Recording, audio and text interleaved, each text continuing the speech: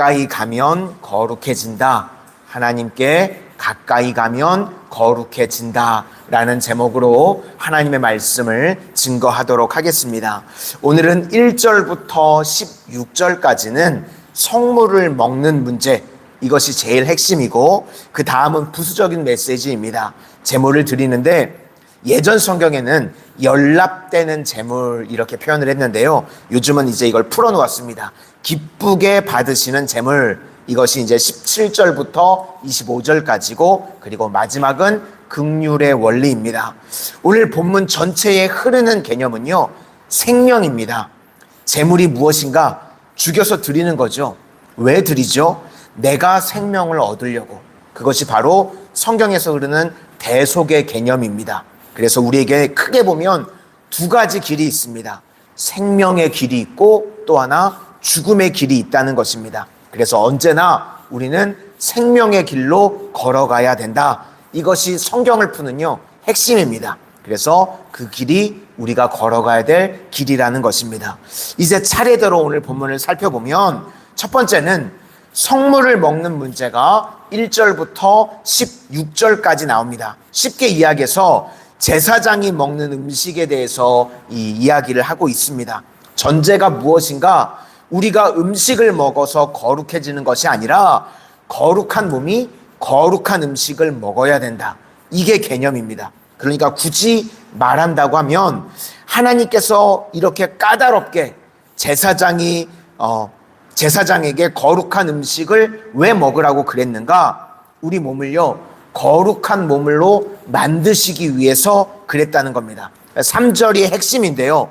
몸이 부정하면 성물을 먹지 말라. 그러니까 내 몸이 먼저 깨끗해야 된다. 그 말씀입니다. 우리가 음식을 먹는 것이 목적이 아니라 음식이라는 방법을 통해서요, 하나님께서는 우리가 거룩한 삶을 살기를 원하셨다는 것입니다.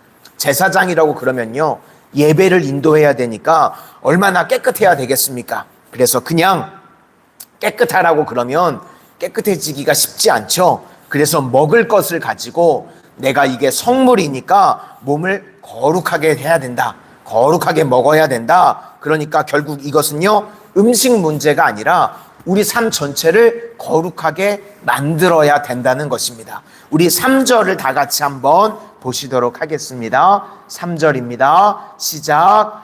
그들에게 이르라. 누구든지 내 자손 중에 대대로 그의 몸이 부정하면서도 이스라엘 자손이 구별하여 여호와께 드리는 성물에 가까이 하는 자는 내 앞에서 끊어지리라. 나는 여호와이니라. 그러니까 성물을 먹을 때는 몸을 깨끗하게 해야 된다. 그런 이야기입니다. 깨끗함으로 준비하라. 그런 뜻이라는 겁니다. 그래서 창세기에 보시면요, 이 아벨과 가인이 제사를 드렸죠. 아벨의 제사는 받으시고 가인의 제사는 받지 않으셨습니다. 그때 뭐 어떻게 표현됐냐면 창세기 4장 4절에 아벨과 그의 제물은 받으셨으나 그 다음에 가인과 그의 제물은 받지 아니신지라. 따로따로 표현하고 있죠.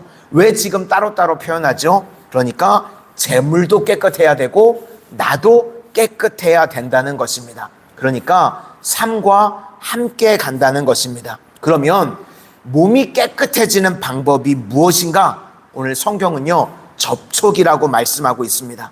내가 더러운 것에 접촉하면요, 나도 더러워지고 내가 깨끗한 것에 접촉하면 깨끗해진다. 그 원리입니다. 그래서 9절을 보니까요, 나는 그들을 거룩하게 하는 여호와이니라. 하나님께 우리가 가까이 가면 거룩해진다. 그 말씀입니다. 우리가 이렇게요, 예배드리고 새벽에 또 기도하고 또 전도의 자리에 있고 이렇게 하나님과 가까이 하는 자리에 나가면 나갈수록요, 우리가 깨끗해지고 거룩해진다. 그 말씀입니다. 날마다 예배의 자리, 기도의 자리, 전도의 자리에 가까이 하셔서 날이 갈수록 거룩해지고 깨끗해지는 우리 모든 성도님들이 되실 수 있기를 소망합니다. 그래서 제사장에게 내가 성물을 먹을 자격이 무엇인가?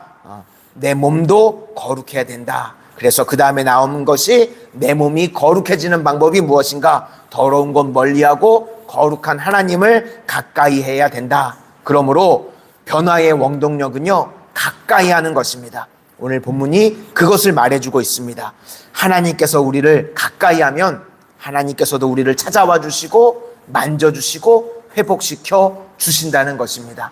오늘도 하나님을 가까이 하는 자리에 나오신 우리 성도님들, 주님께서 만나주시고 만져주심으로 회복의 은혜가 이 시간 충만하게 임하게 되시기를 주님의 이름으로 축원합니다. 이제 그 다음으로 나오는 건 부수적인 이야기인데요. 일반인들은 원래는 성물을 못 먹는다고 그랬는데 예외가 있다는 겁니다. 예외와 융통성이 있다. 핵심은요, 융통성입니다. 뭐냐면 살리는 것이 우선이라는 것입니다. 교회는요, 뭐든지요, 살리는 게 우선이 돼야 된다. 그 말씀입니다. 12절과 13절을 한번 다 같이 보시겠습니다. 12절과 13절입니다. 시작. 제사장의 딸이 일반인에게 출가하였으면 거제의 성물을 먹지 못하되 만일 그가 과부가 되든지 이혼을 당하든지 자식이 없이 그의 친정에 돌아와서 젊었을 때와 같으면 그는 그의 아버지의 몫의 음식을 먹을 것이나 일반인은 먹지 못할 것이니라. 이게 원래 제사장만 먹어야 되는데 지금 예외를 두고 있습니다. 또 실수로 먹을 수도 있죠. 14절을 보면 벌금에 해당되는 속건제를 드리면 된답니다. 그러니까 뭐냐면 융통성, 예외가 다 있다는 겁니다. 그러므로 교회에서도요, 형식을 무시하라는 얘기가 아닙니다. 형식도 있어야 되고 조직도 다 있어야 되는데 항상 먼저 우리는 융통성이 있어야 되는데 생명을 살리는 게 우선이다. 그 말씀을 하고 있습니다. 우리도요, 신앙생활을 할 때 우리 성도님들, 우리가 조직도 있고 형식도 있지만 영혼 살리는 것이 가장 우선임을 잊지 마시기를 바랍니다. 그리고 이제 다음으로 기쁘시게 받으시는 제물인데요, 하나님께 제일 좋은 것 드리라. 그 말씀입니다. 번제인데요, 우리가 이렇게 생각할 수 있죠. 번제는요, 다 태워서 드리는 겁니다. 그러면 좋은 거 태워서 드리나 나쁜 거 태워서 드리나 어차피 죄밖에 안 남잖아요. 이거 다 똑같은 거 아니냐? 그렇게 생각할 수 있죠. 그런데요, 우리가 마음의 상태가 만약 그렇다고 하면요, 그거 끝난다는 겁니다. 그거 하나님이 기쁘게 안 받으신다는 겁니다. 그래서요, 우리 날마다 하나님 앞에요, 예배로 자리에 나올 때요, 가장 좋은 것 드린다는 마음으로 나와야 된다는 것입니다. 20절을 한번 보시도록 하겠습니다. 20절입니다. 시작. 흠 있는 것은 무엇이나 너희가 드리지 말 것은 그것이 기쁘게 받으심이 되지 못할 것임이니라. 그러면 왜 하나님께서는 이렇게 최고로 좋은 것을 우리에게 드리라고 그러시는가? 우리의 유익을 위해서 그렇다는 것입니다. 우리가요, 가장 좋은 것을 드릴 때에만 우리의 중심이요, 이동이 됩니다. 쉽게 말하면요, 우리가 변화된다는 겁니다. 내 가장 좋은 거를 주님 앞에 드릴 때요, 그때에만 내 마음이 가고 중심이 이동이 된다는 겁니다. 우리는요, 죽어도 안 변합니다. 그런데 언제 변화가 되느냐? 내가 가장 아끼고 가장 좋아하는 것을 드릴 때요, 내가 중심이 하나님께로 이동이 된다는 겁니다.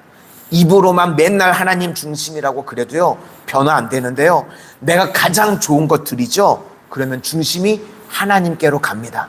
그래서 우리가 예배를 드릴 때요, 헌금을 드리죠. 세상에서 우리가 물질을 가장 귀하게 여기죠. 그런데 왜 예배를 드릴 때 우리가 헌금을 드리죠? 마음이 가는 거예요.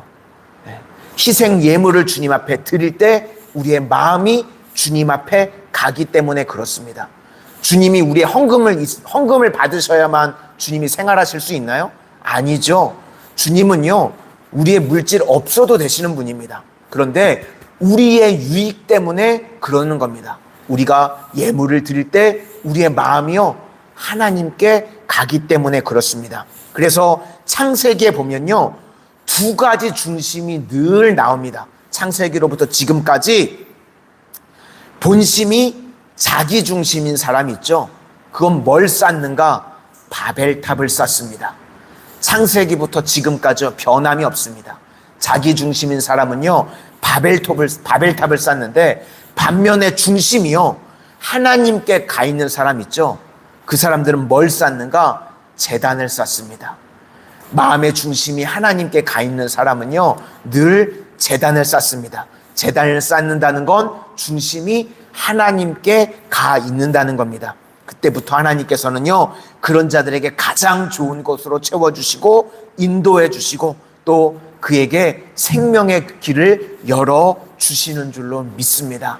우리도요, 바벨탑을 쌓는 인생이 아니라 주님 앞에 제단을 쌓는 인생이 되실 수 있기를 소망합니다. 우리가 전통적으로요, 11시 예배를 드리죠. 주일 대예배라고 불렀습니다. 그렇죠?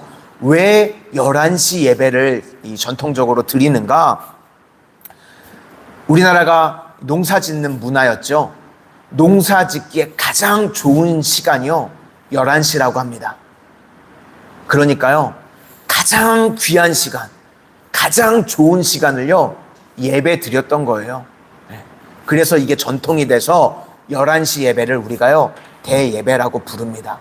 우리 조상들이요, 가장 귀한 시간을요, 깨트려가지고요, 예배 드렸던 거예요. 옷을 입고 나올 때도요, 가장 좋은 옷, 가장 귀한 옷 입고 예배 자리에 나왔었습니다. 그게 전통이었어요. 내 가장 귀한 것, 내 가장 좋은 시간 하나님 앞에 드린다. 바벨탑 쌓는 인생이 아니죠. 제단을 쌓는 인생. 중심이요, 하나님께로 가는 인생. 이걸 주님께서 연락하시고 기쁘게 받으시고 우리를 축복해 주신다. 그 말씀입니다.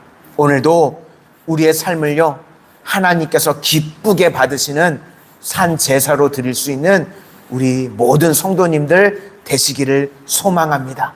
그러면 하나님께서 기쁘게 받으실 뿐만 아니라 우리의 삶의 가장 좋은 곳으로 채워주시고 인도해 주시는 은혜의 역사가 우리 삶 가운데 임하게 될 줄로 믿습니다. 기도하겠습니다.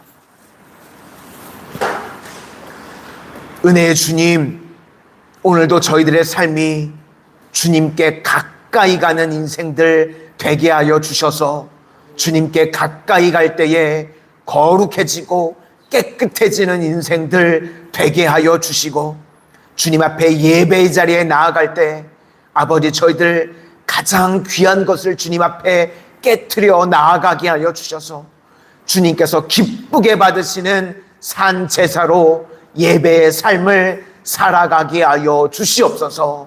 그럴 때 주님께서 가장 좋은 것으로 저희들 삶 가운데 채워주시고 가장 좋은 길로 저희들을 인도하여 주시는 가장 복된 인생 되게 하여 주시옵소서. 예수님 이름으로 기도드립니다. 아멘.